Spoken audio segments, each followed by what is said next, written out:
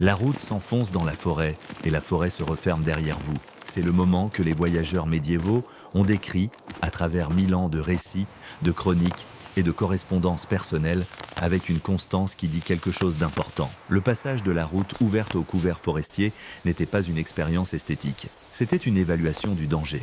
La forêt au Moyen-Âge n'était pas l'espace de loisirs que la civilisation post-industrielle en a fait. C'était un environnement régi par des règles différentes de celles du monde cultivé, administré et socialement lisible du village et de la route, et pour un voyageur seul ou en petit groupe, ces règles étaient celles du danger.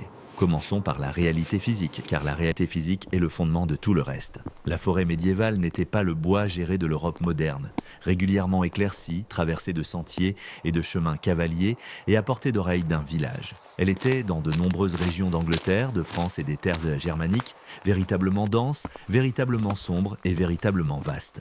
La forêt qui couvrait une grande partie du centre et du nord de l'Angleterre avant les grands défrichements du haut Moyen-Âge était un environnement dans lequel un voyageur pouvait se perdre après une heure de marche à peine depuis la route, où le bruit de la route disparaissait quelques minutes seulement après l'avoir quittée, et où les repères naturels qui permettaient de s'orienter en terrain découvert, la vue des collines lointaines, le bruit de l'eau, la position du soleil, étaient masqués ou absents. Se perdre dans une forêt médiévale n'était pas l'inconvénient que cela représenterait aujourd'hui. C'était une situation potentiellement mortelle, et la menace ne venait pas principalement des prédateurs ou des criminels, bien que les deux existassent. Elle venait de l'exposition aux éléments. Un voyageur surpris par la nuit, dans la forêt, sans abri, sans équipement pour faire du feu et sans vêtements suffisants, était un voyageur qui pouvait mourir de froid pendant tous les mois de l'année, sauf les plus chauds, dans un paysage sans maison, sans ferme, sans borne et sans personne pour le retrouver avant que la forêt ne décide de le rendre au dégel du printemps.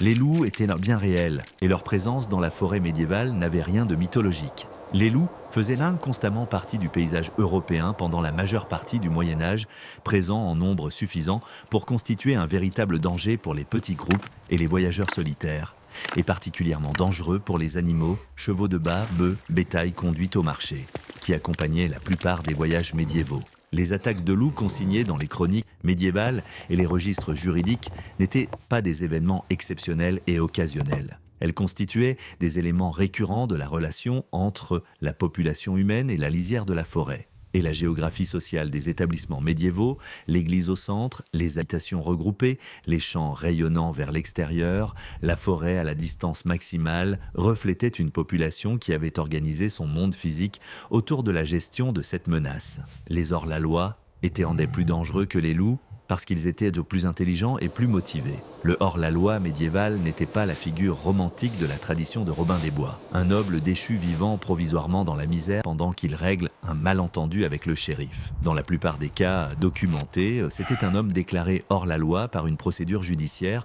ce qui le dépouillait des protections légales attachées à la personne humaine et signifiait que n'importe qui pouvait le tuer sans conséquences juridiques, tout en ayant techniquement le statut de quelqu'un rendant un service public. Être hors de la loi n'était pas une métaphore. C'était une catégorie juridique aux implications précises et terribles, et les hommes qui s'y trouvaient n'avaient rien à perdre en exerçant une violence contre des voyageurs que la loi ne poursuivrait pas et que la forêt dissimulerait. La route médiévale, là où elle existait, ce qui n'était pas partout le cas, formait la frontière juridique et sociale entre le monde administré et le monde des hors-la-loi. La route appartenait au roi ou au seigneur ou à l'église, et les crimes commis sur la route avaient un statut juridique précis et des recours juridiques précis que n'avaient pas les crimes commis hors de la route dans la forêt.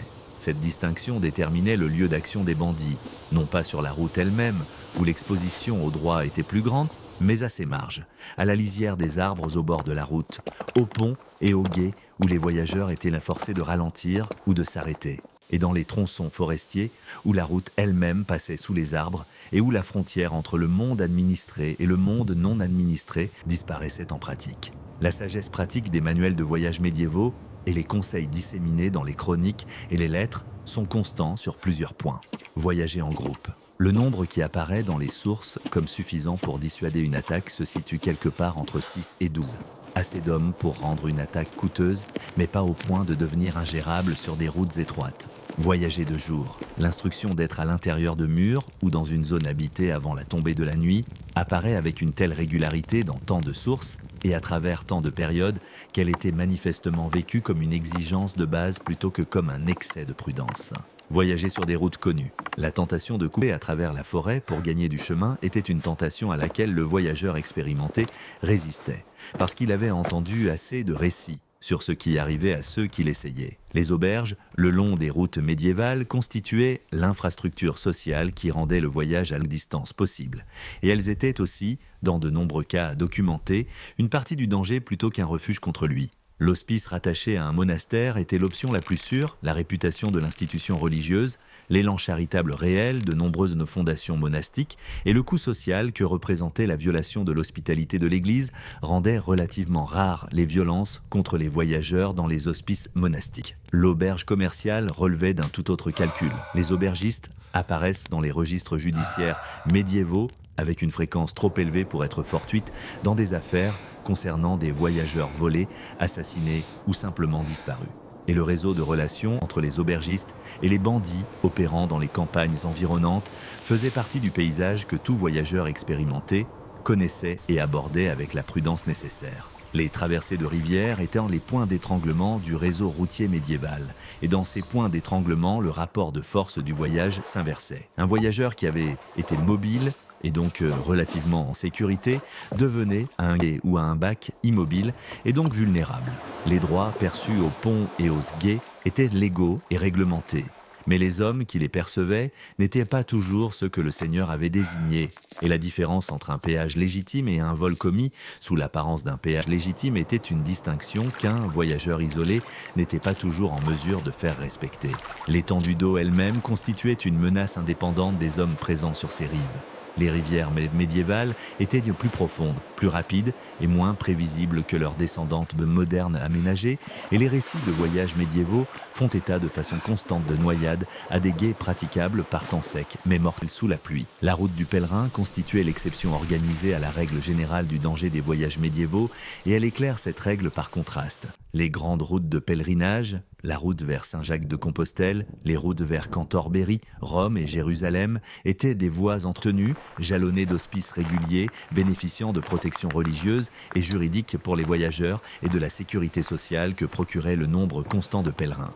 Un voyageur sur la route de Saint-Jacques était l'un de milliers avançant dans un corridor de soutien institutionnel, protégé par la sainteté particulière que le monde médiéval attachait au pèlerinage.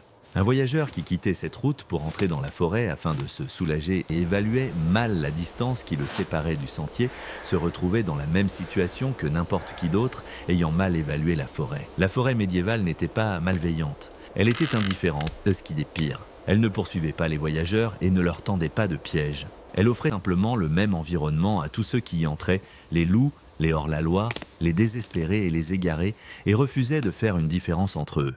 Le monde cultivé, administré et juridiquement lisible du village médiéval était une création humaine édifiée contre cette indifférence, maintenue par le travail constant de défrichement, de clôture et de contrôle, et menacée à chaque frontière par la patience avec laquelle la forêt était prête à revenir dès que ce travail cessait. Chaque voyageur qui pénétrait dans la forêt médiévale le comprenait, de la manière dont on comprend les choses, apprises par l'expérience de ceux qui ne sont pas revenus. La route, c'était la civilisation, la forêt, c'était tout le reste. On restait sur la route.